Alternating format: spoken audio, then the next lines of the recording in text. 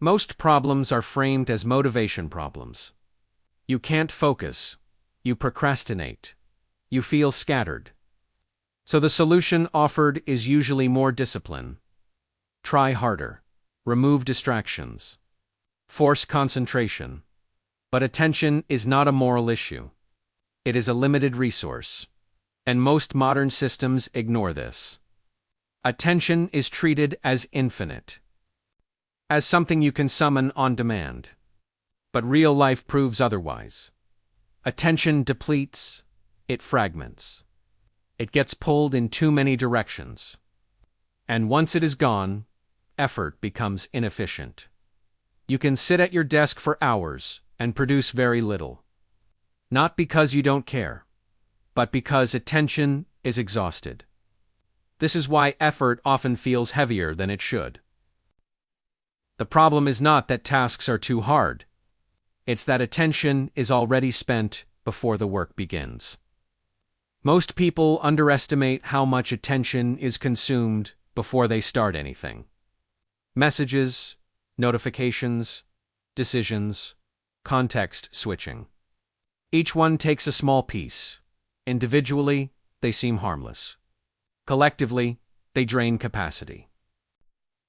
By the time you sit down to do something meaningful, attention is already thin. And thin attention cannot sustain depth.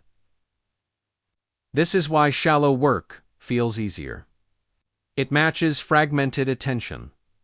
Deep work requires continuity. And continuity is rare.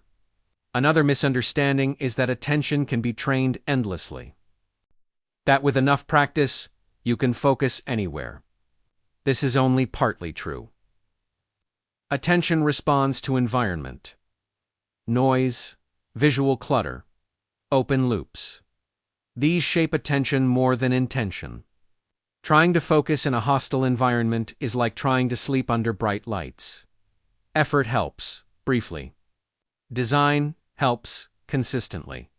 Attention is also affected by cognitive load. Unfinished tasks, pending decisions, unresolved questions. These sit quietly in the background, pulling attention away. This is why clarity often restores focus better than motivation. When fewer things are mentally open, attention has room to stay. Another reason attention breaks is emotional residue. Stress, worry, anticipation. These consume attention even when you're not actively thinking about them. Attention is occupied by what hasn't settled. This makes focus feel impossible without obvious cause. You're not distracted. You're preoccupied. Most advice ignores this. It tells you to block websites, use timers, push through. These treat symptoms, not causes. A healthier approach starts with respect. Respect for attention as finite. You don't try to stretch it. You try to protect it. This changes the question from, how can I focus more? To, what is quietly draining attention? Often, the answer is structural. Too many open loops. Too many inputs. Too many transitions. Reducing inputs restores attention faster than forcing focus. Closing loops frees attention more reliably than hacks. Attention also needs recovery. Not just rest, but mental closure. Finishing something. Citing something. Letting something go. Without closure, rest is shallow. The mind keeps working.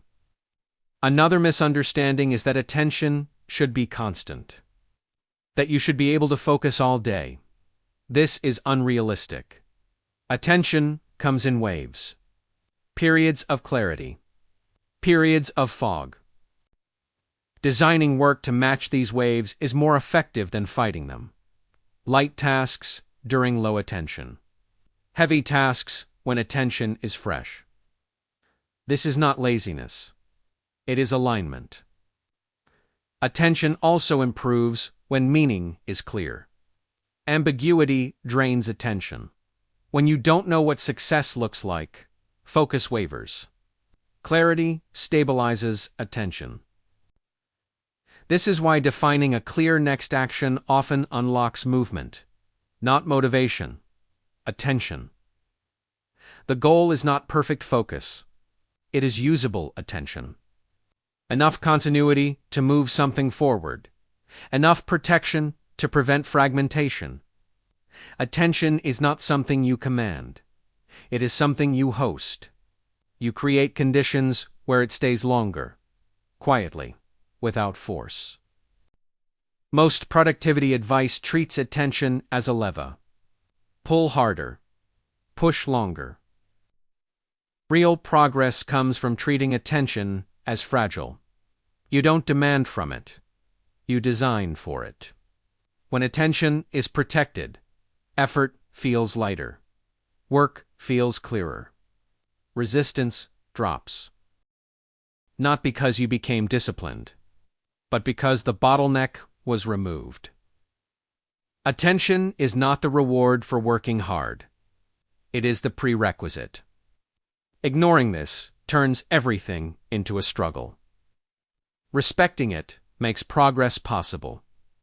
Quietly, repeatedly, without burnout. If this helped you think more clearly, you'll probably enjoy the next essay.